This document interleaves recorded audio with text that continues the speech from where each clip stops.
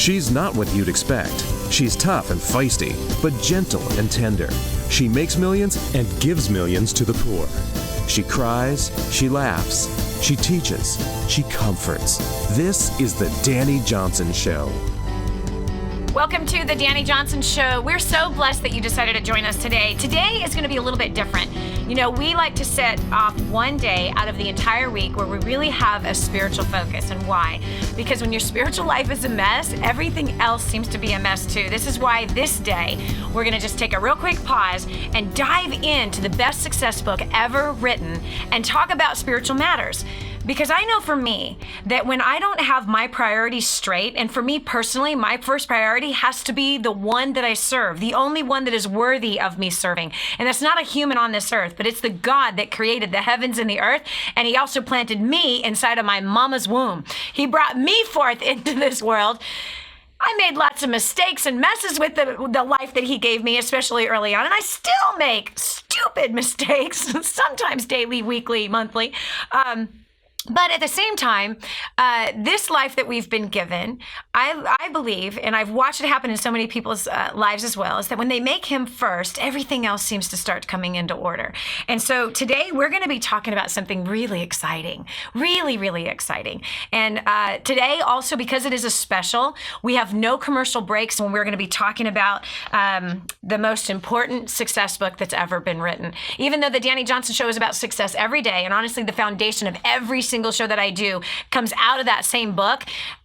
We like to have one day where there's no interruptions. It's just you and me, and we're going to dive deep into understanding things that will help to set your life free, whether it be finances or your career, with your family, with your health, with your future, with the calling that you know that is inside of your life. There's something that's calling out of you, and it is a destiny. There's something that you were formed in your mother's womb for, and it wasn't just to take oxygen here on planet Earth, but it was for something that has great purpose. And so I want to talk to you today about something that the news would never ever report, but it is so newsworthy. The news likes to totally fill our minds with fear. It likes to fill our minds with hopelessness. It also likes to fill our minds with problems and worries, and then we carry anxiety from one moment to the next and one day to the next, and years fly by and we're filled with anxiousness simply because we watch Channel 7 News or something like that. Well, I'm going to report something that the news will not report. I'm going to report something that magazines will not report. Something miraculous has been taking place. I don't know if you've noticed it, but since the turn of the new year, the new calendar year, something has shifted here on the planet. Something has changed, even in those that are around me. And as spring approaches, it's like, I don't know, there's a freshness that's happening. It's not normal. It's something that's actually abnormal. It's kind of super and natural, super on top of natural. It's divine.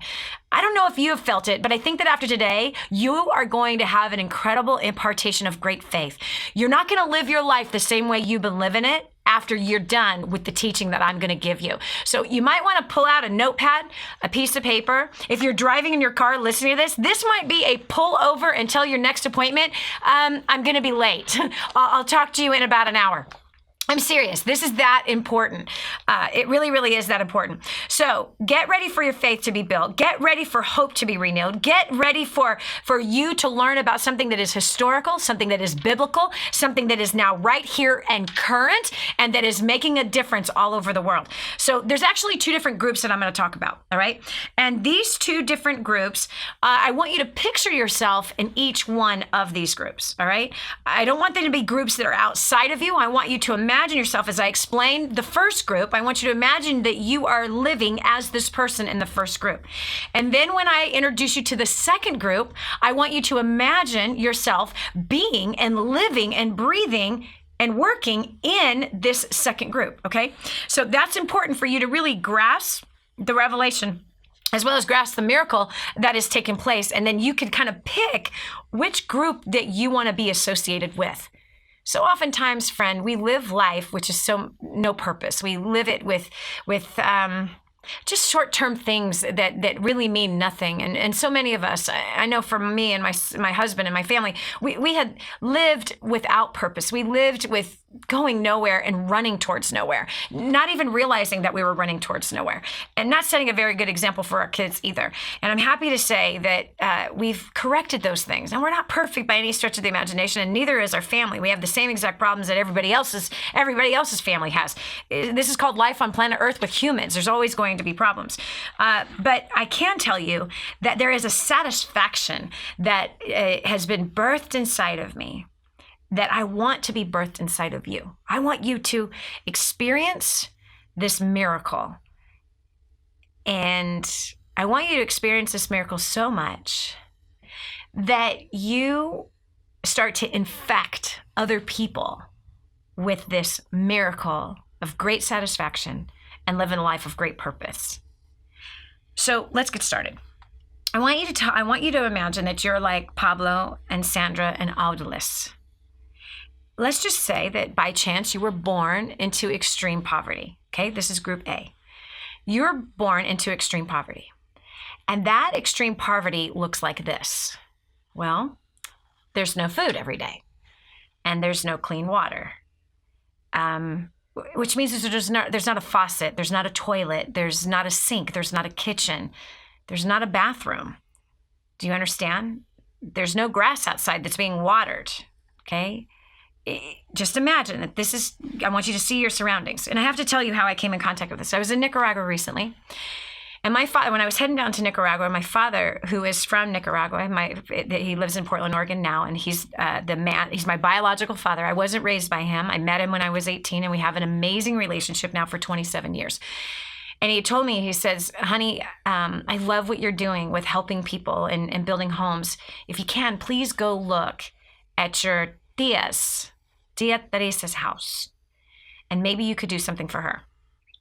So I go and I see this place, and I see the place that my first cousin, not my distant cousin, but my first cousin. And I see that her bedroom is really not a bedroom, but there is a bed there. And the bed basically is, something on wood with kind of clothes and stuff like that on top of it. But more importantly, the floor is mud. It's a mud floor. All right. And there's just scrap wood that has created this box, if you will, that she calls her room. When I saw this, my friend, it just broke me. I posted some pictures on Facebook with this, and there's a picture of both of us crying as the interpreter, because I can't speak my Spanish. And when I was hearing this, I was thinking to myself, I could have been born here so easily. My father was, he's Nicaraguan. He was very industrious with women, I guess. I don't know how else to say it and make it clean, but he just, you know what I'm saying? He fooled around a lot. He impregnated a lot of women, and he left Nicaragua when he was 18. But if he had impregnated a woman that could have been my mother while I was in Nicaragua, I could have been born in extreme poverty like Pablo and Sandra and Audelis. There is no kitchen. In their case, they're even more extreme poor than what my family is in Nicaragua. So we're talking, will there be food today? They really don't know when they wake up that morning. In fact, I asked the question of Pablo and Sandra. I said, is there food today? Or like, no. How are you? What are you going to eat today? And he says, only by the hand of God. They don't even know what are they going to eat today. So it's kind of like a day of kind of scrounging and trying to find something to feed their 6-year-old son. Yikes. They've got a 23-year-old daughter who also has a baby and also has a 4-year-old son. So imagine that this is you, okay? There's no television, there's no internet, there's not cell phones, there's not a car, there's no transportation, there's no buses that come to the area where you're living, all right? Can you picture this? There's no worry about what you're going to wear because you have one thing to wear. Do you understand? There's no worry about, getting a new bed because you're just hoping for a bed that's something other than a piece of plywood that you put a cloth over, and there are no pillows. Okay? You're not worried about how to decorate your home because there is no decorations. There isn't at all. Do you understand what I'm saying? So imagine that this is your life. You do not have the ability to decorate your home. You don't have the ability to use a toilet. You use the tree. You use the bush that's outside your home. Not only that, but I want you to imagine that your home is built on top of an abandoned mine, a gold mine. And that abandoned gold mine has, well, dynamite that's blown in it just a little bit away, and it shakes your home every 6 hours. And your neighbor, just a few months ago, she was pregnant. Maria was her name. She's pregnant, 8 months pregnant. And when that dynamite blew at 1 a.m., it shook the house that she was in. She kept sleeping because she's used to it. Well, at 3 a.m., the earth gave way, opened up, and swallowed her and her house. And she was buried alive, 8 months pregnant. This is your neighbor. And you found your neighbor after 17 hours of digging and searching. And she's dead. And so is the unborn child. Imagine if this is your life. It's not a matter of getting home on time so you can watch your favorite television show. It's not a matter of what you're going to wear to work tomorrow or school tomorrow. And it's not a matter of going to your fridge and opening it up and saying there's no food to eat and the fridge, freezer, and pantry is full to the brim. There's nothing to eat in here. These people would love to take what you say is no food because it would be a feast for them. So that's the first group. I want you to imagine that group. Now I want you to imagine another group. It's a group that, well, you don't have to do much imagining because they're very similar to you. It's a group of people that are hardworking. They are paying their bills the best that they can. Sometimes they miss them, sometimes they don't. It's a people that, well, they tapped into the same website that you tapped into, DaniJohnson.com. And this group of people have been reading books like First Steps to Wealth, which I hope you have your copy of, or Spirit-Driven Success, Grooming the Next Generation for Success. It's a people who've been tapping into the live training seminars, and they started to pay off debt, and they started to live more rightly financially instead of being foolish financially. Maybe they cut back on how many times a week they're eating out now. They've got a little bit more purpose. They've got some vision. They've utilized some of the materials from the website like job domination, and they've gotten some raises and some promotions, and they've improved their relationships at home with their spouse, and they've just seen life differently now. And now here's this group, and it's a large group of them. And they're from all over the world. So they've become a community. They've kind of glued themselves together with a common vision. And the common vision is, yes, they want to live debt-free, and yes, they want to treat their spouses right, and they want to groom the next generation for success that's in their homes, and yes, they want to travel around the world, and they want to maybe pay off their grandparents' debt, and they want to be free financially, and they want to build businesses or build their careers and really set a good example out there in the world. And they want to do right before their God. So that's another group. But here's what's happening inside of this other group. Well, first of all, who is this group? They're people of all kinds of backgrounds, right? I mean, highly educated, no education. You got people who are entrepreneurs. You got other people who work for entrepreneurs. You got some that are stay-at-home parents and some that are not. Some that have no kids at all. You have some that come from high-paying professions and others that don't come from high-paying professions at all. Some that are really up there in their years of life, and then there's some that are young kids, like 4 years old. That's who is in this group. And what are they doing? They're actually listening with spiritual ears, which is my prayer for you. They're listening with spiritual ears. They've been actually given a superpower, if you will. They've been given an advantage that most people don't have. And it's very clear that this group, this second group, that they actually have this gift. And it's a gift that only God could actually give.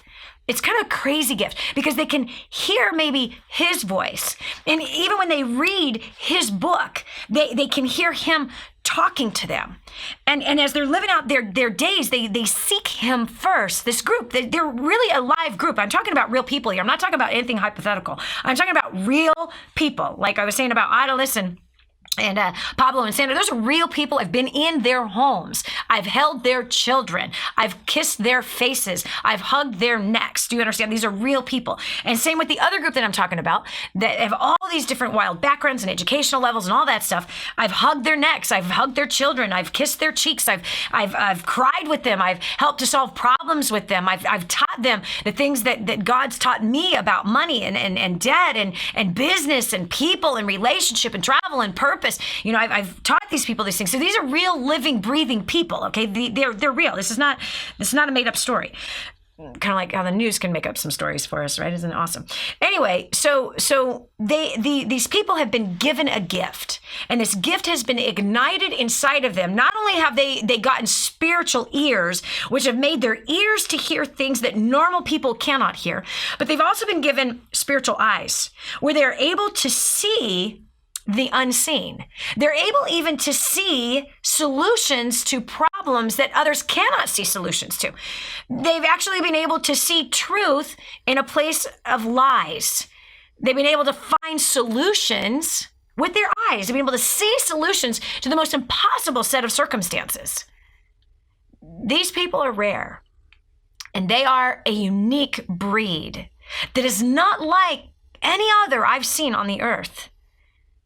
They've actually put purpose to their hands. Their hands are not just like normal hands. Yes, their hands type on their keyboards. And yes, those that are contractors and build houses, yes, they do those things. And yes, they feed themselves. They cook for their families. Yes, they do all that. But their hands have been anointed by God to do something so powerful. Now, you might say, where do these people come from? They came from messes. Some of them really bad, broken backgrounds. Some of them were adulterers. Some of them were liar cheaters. Some of them were ex-convicts. Some of them were terribly rude and hurtful to their wives. And some of these wives were just wicked to their husbands. Some of these kids were on drugs. Some of them did time in jail. Some of these were just total financial failures. I don't want you to get the wrong picture about this group, because I know that what I've described so far, before I just told you about their dirt, they sounded kind of perfect, right? They sounded like they were from a different planet, because, how could people be like this? Well, these people didn't start off that way. Some of them were jerks, filled with pride and ego. They cared about no one but themselves. They were just sucking up oxygen on the planet. Some of them were addicted to pornography. Some of them were addicted to Facebook and Twitter and Instagram. Some of them were wasting their life away in front of the television. Their greatest excitement was Seinfeld. Like, really? They were consumed. Some of them were consumed with gossip and destruction of other people. Some of them were just not paying their bills, but instead feeding themselves on hundreds of dollars a week of beautiful, luxurious food that they somehow thought they deserved, but yet they weren't making their house payments. Some of them were people who just lived in absolute selfishness. But something miraculous happened. God touched their lives in a very unique place with a very unique message. And these people said yes to the message. And their hands are no longer the same anymore. Their eyes and their ears are no longer the same. In fact, their heart is not even the same anymore. Their heart has been completely transformed into something that is so powerful. Yeah, that heart still beats with blood, but it also beats with passion and vision and focus and determination and worthiness to do something powerful. The best way I can explain these people is it's almost like they're mutants. Like the movie X-Men? Seriously, they literally are like X-Men. They were born with these, they were born with the basics of what every one of us were born with. And something has come on these people. A spirit has come on these people. And they now have a love for people they don't even know. They have a passion for a people they don't even know. And now they perceive themselves and they perceive people who they normally would never care about. They perceive people like Pablo and Adolis and Sandra, people they don't know, people that they may never meet, they perceive them as family. They look at that and say, I must do something. So let's take a pause. If you've been around me and you've been to our training seminars, then you are familiar with a concept that I outlined in First Steps to Wealth, that free book that I told you about. You know about the concept of innovation. And you see, the greatest breakthroughs in innovation happen when two unrelated industries come together. When two unrelated industries come together, two unrelated entities come together, that's breakthrough in innovation. It's almost like a family, right? So you have a man and a woman who were not related that then join together as one flesh. They now become related, and now innovation happens. Baby number 1, baby number 2. In mine and Hans's case, baby's number 5. Okay, so the biggest breakthroughs in innovation happen when two unrelated things are brought together. Now, let me give you a story that I use often in our trainings about Federal Express. Those were two unrelated industries that were married together. So what two industries were married together with Federal Express? A courier service, which back in those days was a guy on a bicycle with a heart in his cooler, delivering it from one hospital to another. Or, a guy on a bicycle with a box of files he's delivering from one, legal firm to another legal firm. That pretty much courier service was pretty much just down to a small geographic location. But what the owner of Federal Express did is he brought another industry with courier services, and that was the airline industry. This was a huge breakthrough in innovation. Come on, back in those days, no one imagined that they can have a document delivered from New York City to China by 10:30 the next morning. Did not know that was even possible. But when people can think outside of the box and they can allow the greatest innovator of all time, which is God Almighty himself, when God Almighty himself can come upon a normal, natural human being that has all kinds of weaknesses and has a mess of a past, has all kinds of personal limitations, when you allow the Spirit of the Most High God to come upon your spirit, to come upon you, now there is almost like a superpower. There's a supernatural thing that happens. And I don't like using that word, but it's his divine power coming on our natural weaknesses and abilities. And now there is breakthrough that happens. So this group of people, God, the greatest innovator of all time, he has come upon this one group of people that are from all over the world who are just normal middle-class workers who once were working just for themselves, once working for their own personal selfish desires, people that were wanting another new car, people who were wanting another big house. And of course, I need the second house on the beach and I need a third house in the mountains. Okay. This normal group of people, normal middle-class family that, is going into debt to put their kids through college, that I need to buy Johnny a new car because he turned 16. The normal lifestyle of the middle class in general, the normal mindset of it, spending way too much on food, spending way too much on entertainment. So the greatest innovator of all time has now come on that normal people and has literally blown spiritual ears into their ears, spiritual eyes upon their eyes. He's touched their hands to make their hands do the work of something that is spiritual, supernatural, powerful. Their feet have been anointed by God to go into places boldly into the marketplace and to work and to take dominion in the marketplace for the kingdom of heaven, not just for the kingdom of themselves anymore. You see, that's what happens when we devote ourselves to God. He now transforms this body into something that is a force to be reckoned with in the marketplace. And he's looking for more people to add to that group. So what has happened here with these two groups? What's going on? Might be what you're asking. Why, Dani, are we spending this whole program on this? Because these two groups are being brought together. Yes, the greatest innovator of all time is grabbing the middle class who've devoted themselves to him. He's grabbed this extreme poor who've been crying out to him, who are tormented night and day, tormented. That every 6 hours that dynamite blasts beneath their feet. And they don't know if their 6-year-old son's going to die that day. I remember asking Pablo, what is your prayer? That God would just give me a little bit of good fortune. His answer, that we might live. He didn't ask for a car. He didn't ask for a house. He didn't even ask for food. That God would just give me just a little bit of good fortune so that we may live. You see, his idea of living and your idea of living is very different. So here, God Almighty has heard the cry of the poor in Santa Pancha, Nicaragua. He's transformed this people, normal people in the middle class, right? Living the life according to 98% of the population who ends up dead or dead broke at the age of 65. He blew his spirit. He filled them with his spirit, given them new hearts, new eyes, new ears, new hands, new feet, new ideas. And he's brought them together. Why? Because something powerful is happening. Something powerful has to happen. These people, the poor, have been crying. This other group that have new spiritual ears and eyes, hands and feet and a heart, they now can hear the cry of the poor.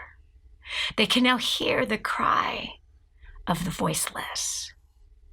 Because this village that has 310 families in it, they have no voice. They have no voice. Can you hear their voice?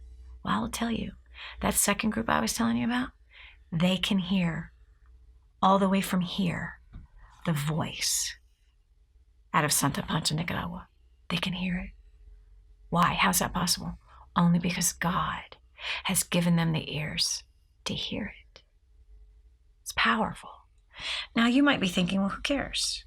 Who cares? I got to tell you a story. I was recently in a city. I was far away from the United States of America. And I was in the local market picking up some fruits and vegetables for dinner for the week. And there was this woman. She was mentally challenged. She had some kind of retardation in her. She was quite tall, fair-skinned, light eyes, big, thick glasses, mangled up hair, disheveled clothes. And she was wailing. And there were hundreds of people all around. And I had a friend with me. Hundreds of people all around. But I couldn't hear the chatter of all the people. But what I did hear, oh, oh, that's what she was sounding like. Oh, oh, oh. Right away when I heard her, I turned and I looked and saw that she was standing with a plastic clear cup. Oh, oh, oh, oh.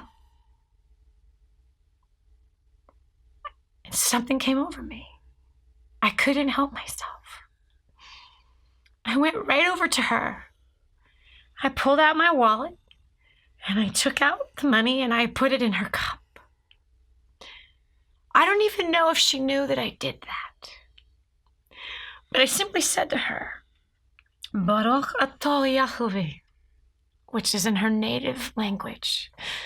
Blessed are you, O God, Yahweh.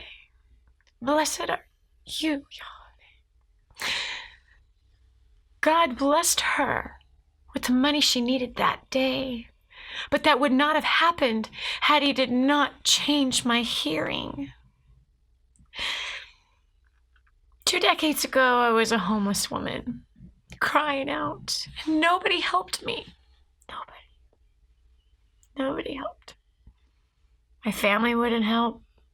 They had reasons, they're probably good reasons. I cried out, and there was one that heard me, and it was God Almighty, and he answered my cry. But as soon as I became successful, within 2 years of that time, I made my first million, and my ears got deaf to the needs of the true poor people. I didn't even see them. You see, they were around, but I didn't even see them. What do you mean, Dani, they were around? I don't know. They show up on TV, don't they? When you watch that commercial about the kid with the swollen belly and you see the flies flying inside of their eyeballs and, right, you snot coming down their nose. You know, I just ignored that, which meant I didn't have spiritual eyes to see the pain and the suffering. I didn't have spiritual ears to hear the hunger pains inside of that small little body, the frail fragments of legs and arms and a swollen belly. I didn't hear it. I was so clouded with my own greed and desire for success. I was so overcome with myself and all of my selfish desires and wanting to be known and wanting to look good and wanting to wear good and wanting to drive good. And I was so obsessed with my diamonds and my looks and my food and how people viewed me and how they saw me. That's who I was. It wasn't until I came to the end of that then I was given a new set of ears. I was given new eyes and hands and a heart. I was amazed when I stepped away from that woman. I was amazed at what I saw. What I saw was nobody helping her, including my friend that was with me. My friend that was with me still was just looking at the tomatoes. Didn't even realize that I had left and walked over slowly. As I heard that scream, took that money out and put it in, and said, "The Lord bless you. God blesses you." So here's what I've noticed. The rich, generally, as a group, help the poor. The poor, generally, help the poor. But you know what I've noticed? Because I've worked with the middle class most of my life. I've studied the rich. I've helped the poor. I've worked with the middle class. What I've noticed is that the middle class generally does not help anyone. Generally, they don't help the poor. In general speaking, the mass populace of the middle class, they're so busy, as I was so busy, with my own debt, with my own needs, with my kids' needs. I was so consumed with just focusing on filling my own needs and my family's needs that I didn't even have an eye or an ear to what real needs actually were. Spoiling my kids, spoiling my husband, spoiling my friends. And for what great purpose? Come on, let me give you an example. What does Christmas look like? It's disgusting. It's disgusting. We're spoiling people with things they don't need. They don't want. They want nothing. It's going to end up in a garage sale next year, but here we are, flustered and figuring out, what am I going to buy Uncle Joe? Or what am I going to get Sarah at the office? And, oh no, what do you buy the person who has everything? You freak out about it. Well, generally the middle class, they don't have an ear for it. And generally speaking, there's a mass populace. I find that to be interesting. But I'm going to tell you, this other class of people, this group of people, this pretty much middle class people, you know what? The ones that God has anointed with special ears and special eyes, ears, heart, stomachs, feet, hands, they have come together, and this is the miracle. They've set a goal to build 1,000 homes for the extreme poor, like Pablo's family. Or like Audelis, who has 4 children. She's a single mother. The fathers have taken off. She has 9-month-old twin daughters. They're 9 months old. And she has to make a decision every day as to whether or not to feed the babies or to feed her 10-year-old son or her 7-year-old son. And is today my day that I actually get to eat? Do you hear what I'm saying to you? This is her life. And so this group of people who once were self-absorbed, that now have been given spiritual eyes and ears and hands and feet, have all come together and said, we're not only going to help Pablo and Audelis, we're going to help 1,000 families get a brand new home. So check this out. This is the craziest, miraculous thing that I've ever seen in my entire life. Look at this. We have the poor who are crying. We have the other who now are purposed. We've married these two groups of people together, and it only costs $5,200, not only to build a house for these extreme poor, but also to put them in business. So for every 100 homes, there's a brand new village that's being built. And in each village, it's going to have a school for the kids. It's going to have a well on every property for every home. They're going to have bathrooms. They're not only going to have a roof over their head, but they're going to have a solid concrete, nice, brand new home with a kitchen, a real kitchen inside their house. They're going to have electricity. They're going to have right outside their house, they're going to have a chicken coop with 1 rooster and 4 hens, which means they're going to have eggs every day that they can feed their family now protein. And they can sell the eggs. They can multiply the chickens and sell the meat. They can even start a business if they wanted to, of starting a restaurant if they wanted to, making whether it's sandwiches or chicken, whatever they can do with the chickens. Okay, not to mention, they're also going to have a sewing machine, and sewing lessons are going to happen for the mothers. She's going to learn how to sew. She's going to learn how to make clothes. She's going to also learn how to sell the clothes. They're going to go through 2 years of education, educating them, helping them to be literate, helping them to know how to market themselves, how to be in business, how to manage money, and how to take care of the brand new home that they have, because they've never had a home like that. They don't know how to take care of the water. They don't know how to do what needs to be done inside of this new home. So the adults are going to go through 2 years of education. The kids are now going to be able to go to school, and they're going to become literate. They're going to be able to learn how to read. They're going to learn how to write. They're not going to repeat the same level of destruction and desolation that they were born into. The thing that really gets me on this is, imagine this, friend. Imagine this. Imagine you being the kid that you know where you were raised this far, and now all of a sudden, now picture this. Okay, I want you to imagine this, that all of a sudden one day, a group of people that do not speak your language show up in some big machine called a van, something you've never seen before, because you grew up in a village where there's not even horses for transportation. There is no transportation. You're on foot for transportation. So all of a sudden, this huge machine shows up. A small group of people get out. They with an interpreter tell you to grab your things and come inside this machine. This machine then drives about 30 minutes away to a brand new village. They hand you the keys. They hand your parents the keys and say, God heard your cry. He has answered your cry. This is your new home. Could you imagine being the one receiving those keys? And better yet, could you imagine being of the group that is handing out the keys? Could you imagine? This is a huge miracle. Have you ever heard of something crazy like this happening? Self-absorbed business and career people that were forsaking their families, filling their bellies with more food than they'd ever need to eat in a lifetime, more clothes than they'd ever need to buy in a lifetime, that now are selling clothes. They are now making more money to just give the profits away. Could you imagine? Now think about this. Here's the facts about what the Best Success book says about this. You see, this is a miraculous thing that has taken place, but it's something that was set in motion thousands of years old. In fact, King David describes a righteous king. He sets it out before us and says, this is how a righteous king should be living. Psalm 72, verse 12 through 14 says this.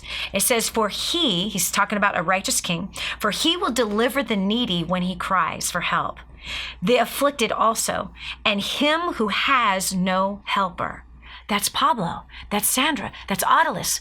That's the 310 families that are living in that abandoned mine. Not to mention there's 700 other families that are living in high risk just like that. That we're going to build 1,000 homes for 1,000 families. And Nicaraguan families are big families. So we're talking a minimum of 5,000 lives that are going to be transformed, completely changed forever. Whether it's the kid that watched the miracle, or the parents that experienced it, or you who are a part of that group that got to work now with your hands of purpose to be able to bring this to those people. So here he says, for he will deliver the needy when he cries for help, the afflicted, which means the poor in the translation, the literal translation means the poor also, and him who has no helper. Verse 13 says this, he will have compassion on the poor and the needy, and the lives of the needy he will save. He will rescue their life from oppression and violence, and their blood will be precious in his sight. So King David is saying a righteous king sees the poor as precious. The righteous king can hear their cries and will answer their cries. A righteous leader will see that they have no helper and become their helper and serve them. A righteous leader will rescue them, will redeem them, will take them out of their oppression, deliver them from the violence that is around them because people are hurting so bad they're hurting others, and that their blood, the blood to the righteous, the blood of the poor is precious to them and something that needs to be regarded and taken care of. Versus, look at this. We live in a world today that tries to ignore them. We live in a world today that won't even give $5 to be able to help them. Won't even give 5 minutes to listen to a program like this talking about it. This is when we skip the channel and move on to something that we think is more important because we're looking for our own entertainment desires to be filled. And yet he's saying that righteous leadership exalts the poor and holds them up in high esteem and becomes their rescuer, becomes their helper, becomes their one to fulfill their need, that regards their blood as precious. Listen to that. That is such a crazy key that we never hear talked about in churches. We never hear this talked about, and it's absurd to me. It upsets me. We don't hear about this talked about in government leadership places. We don't hear about this in business leadership places. What do we hear? We hear about we're going to meet this sales goals, and then we're going to do this, or we're going to make all kinds of billions of dollars. That's the same message in the church as it is outside of the church, and you know it. We have pastors that are begging for $1 million this week in the offering so that they can pay the electric bill on a building they should have never, ever built. But here King David is saying that a high level of leadership regards the blood of the poor as precious. Whew. Psalms 34:6-7 says this: the poor man cried, and the Lord heard him and saved him out of all his troubles. The angel of the Lord encamps around those who fear him and rescues them. Oh my gosh. When I wrote this, I didn't even see what I'm about to say to you. This is crazy. Did you hear this? The angel of the Lord encamps around those who fear him and rescues them. The angels, God sends, appoints the angels to rescue, to protect, to stand with that group who is taking care of the poor. So those who have a heart for the poor, there's an extra assignment for the angels. That if we rescue the poor, then God rescues us from our enemies. He rescues us from our troubles. He redeems us from our life that is filthy and is a mess. Do you want God on your side? Do you want God helping you with your business? You want God helping you with your family? You want God helping you with your health?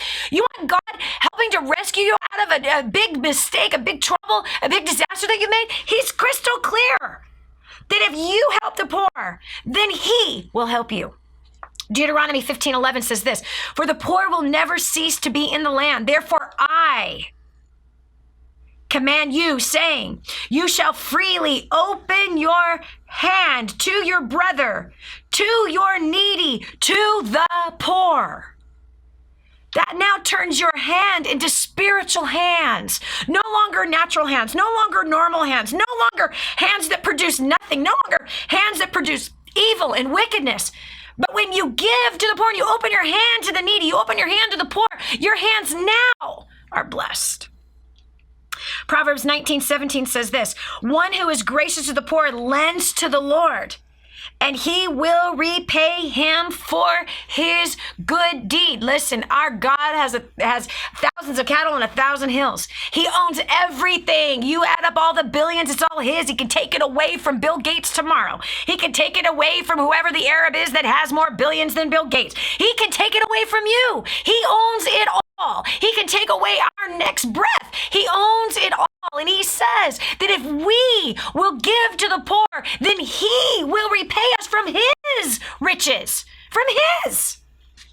Doesn't get much better than that. Proverbs 21:13 says this: he who shuts his ear to the cry of the poor will also cry himself and not be answered. And it takes me right back to that place where I was in the market. It was an open air market, kind of like a farmer's market. And seriously, hundreds of people around, all the chatter, and her voice, I hear it. I hear it. No one else heard it. And if anyone heard it, they ignored it. Have we become so calloused? Have we become so inhuman?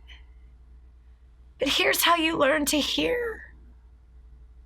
It's once you've cried and no one heard you. Don't wait to that point that you cry out for help and no one helps you. I've been there. I made that horrible mistake of hearing the cry of the poor and ignoring it. And then I cried and I was ignored.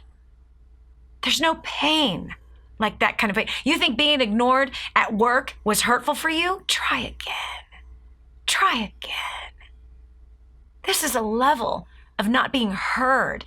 Oh, my spouse doesn't hear me. Oh, gosh, shut up. You want to talk about crying and not being heard. This is real crying that I'm talking about. The poor. I'm not talking about the poor in the United States of America. They're rich, according to poverty standards all over the world. They are so ridiculously rich and spoiled rotten. I'm talking poor. Proverbs 22:9 says this, he who is generous will be blessed, for he gives some of his food to the poor. Proverbs 22:16 says, he who oppresses the poor to make more for himself, or who gives to the rich, will only come to poverty. We oppress the poor by not helping the poor. We oppress the poor by not answering the cry of the poor. We oppress Pablo, Audalis, Sandra by not helping them, by not bringing food solutions, not just giving them food, but giving them chickens, giving them seed to plant, teaching them how to farm, teaching them how to do these things. This is changing their whole world. Do you understand? So he who oppresses the poor, if we just turn our back and say, no, I'm not going to help them. No, I have bills to pay. No, I have other things to do. We are oppressing the poor. And this is crystal clear. But here's what we do. We go to church and we sit in our $1 million buildings and we give to our pastor who lives in a $1 million home. We give to him who's flying a $25 million jet. We give in the offering at church that's providing the brand new Mercedes for the pastor. I'm so sorry. There's something really wrong with that. Proverbs 28:27 says this. And by the way, that says that, so if you oppress the poor, you're ignoring the poor, you yourself are going to become poor. And if you give to the rich, you're done. You're going to come into poverty. So Proverbs 28:27, he who gives to the poor will never want, but he who shuts his eyes will have many curses. Proverbs 29:7 says this, the righteous is concerned for the rights of the poor. The wicked does not understand such concern. So if right now you're sitting there with all kinds of excuses, oh, I can barely pay my bills. Oh, I don't have the money to do this. I don't know. I just lost my job. Okay? You're not hearing the cry of the poor. You're only hearing your own selfish desires. This says the wicked does not understand such concern. I love it when people say, well, Dani, what about right here in America? Listen, we give tens of thousands of dollars a month, every month, from my business to help organizations right here. Yes, orphans right here in the United States of America. Yeah, we do. We help kids come out of the sex trade here in America. We feed the elderly here in America. We do a lot here in America. But they're not poor. They're not poor. Come with me to Nicaragua. I'll show you what poor actually looks like. It might ruin you for life, by the way. You might end up selling your house and some of your clothes. Isaiah 58:6 says this, is this not the fast which I chose? To loosen the bonds of wickedness, to undo the bands of the yoke, and to let the oppressed go free? He's talking about fasting, and he's saying that when we break the yoke of oppression and poverty off of somebody else, that we are fasting our own selfish desires. We're fasting, and we're doing something right there. And this is what he said. He says, is it not to divide your bread with the hungry and bring the homeless poor into the house? When you see the naked, to cover him and not to hide yourself from your own flesh, then your light will break out like the dawn, and your recovery will be speedily and spring forth, and your righteousness will go before you. The glory of the Lord will be your rear guard. Then you will cry, then you will call to the Lord, and the Lord will answer. You will cry, and he will say, here I am. God is saying, yeah, fast. Get fast by what? Helping the poor. Listen. In conclusion, we're talking two unlikely groups of people coming together. Two totally unlikely, unrelated groups of people coming together. That's innovative. God is the innovator. He has brought the middle class, who generally could give a rip about the poor, can't hear the poor, could care less about the poor, think they're poor. And then he's taken the poor who's cried out, and he's brought a miracle together. And he said, I'm going to put you two groups together. And 1,000 homes are going to be built as a direct result of that happening. So I know that at this point, you got to make a decision as to which group you want to be in. Because according to all of the wisdom I just read that came straight from the best success book ever written, the Bible, that was written thousands of years ago, that still works today. The promises are still here. There is a financial kingdom, and that kingdom, either you're going to live in God's financial kingdom or you're going to live in this world's financial kingdom. And trust me, there's no comparison. I've lived in both kingdoms. I don't ever want to move from God's financial kingdom. And there's laws in there. And he says this, you get to choose whether or not you want to be rich or poor at this point. Because if you ignore the cry of the poor, then you will be poor. And when you cry, no one will answer you. But if you lend to the poor, you give to the poor, you put them in a house, you bring them food, you help them, you fast something, you give up something of yourself so that you can help someone else get a step up in life, okay? You do that. Now God is saying, now I will bless you. Now I will multiply you. Now I will open up the floodgates of heaven and I will pour it down upon you. So you have an opportunity. How will you step forward from here? There's a group of people that have already done it. I'd love to introduce you to them. You can find them. In fact, I think we're around 800 people. Yep. 801 people have just come together already on one particular website, on one page. If you go to kingsransom.org, again, that's kingsransom.org, right there on the homepage, it'll say Santa Pancha, Nicaragua. Santa Pancha, Nicaragua, click on that. It's going to bring you to what we call a group rev page, all right? So there's a revolution that is going on, and this group is revolutionizing an entire nation, starting first with one village and then moving on to the next village and the next village and the next village after that. So you will see that our first goal is to raise $520,000 to complete the first 100 homes. Well, I announced this project about 45 days ago. And in that announcement, it actually first was on Facebook. Things started going crazy, and God has breathed on this thing. We're talking powerful soil that God has given us to be able to sow seed into. And the multiplication that is happening in people's lives already is astounding. So already so far, and this is a miracle. And I know that if you're listening, you've been following this thing on Facebook or on Twitter. We already have $342,000 raised, and we've been doing it for about 47 days or something like that. So already so fast we've done that. Now the goal is 1,000 homes, which means we need $5.2 million in order for 1,000 families to get out of the extreme poverty that they're in and have a life that is now sustained. Not only a house, but sustainability and fresh water and food that they can provide for themselves. So $5.2 million. This is what came to my head. Like, hold on a second. There's people that live in my city that have a home for themselves, their dog, and their 2 children that cost them $5.2 million. For the same $5.2 million, we can build 1,000 homes. 1,000 homes for 1,000 families, right? So what are we looking for? I want to know which group do you want to be a part of. You ignoring this message, you have a great shot, and you hear this as a warning, you have a great shot at becoming one of the poor. If you don't ignore this message and you allow God to bless your ears and make your ears spiritual, you allow him to anoint your hands, and his spirit goes on your hands, and now your hands become purpose. And you allow him to anoint your feet, that wherever you go, you're taking dominion for the poor. That you allow your eyes to see the reality of your current lifestyle, and you look for things to cut out. Kind of like these kids who have set up a birthday page. And basically what they've done is they've said, hey, I don't want anything for my birthday, but what I would like to do is I'd like to have a goal of building a home for the poor for my birthday instead. Could you imagine?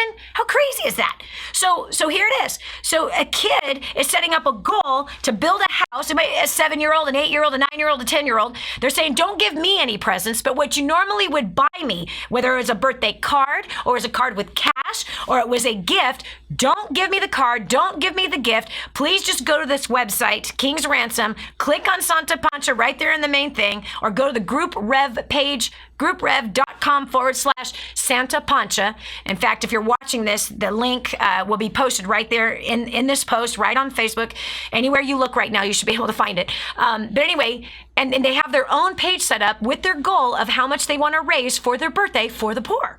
So not only that, we have musicians. Check this out. We have entire musicians who have come together. They're collaborating, and they're not being paid a dime for this collaboration. They're saying, we're going to build an album and we're going to do a tour, and 100% of the profits of the tour, 100% of the profits of the album goes straight to this project. And they have a goal to raise $100,000. They want to start with $100,000 building homes for the poor. This has ignited something in this people. You see, it's one thing to just write a check, but it's a whole nother thing to save a life. It's a whole nother thing to start a new life for somebody. And by the way, you will reap what you sow.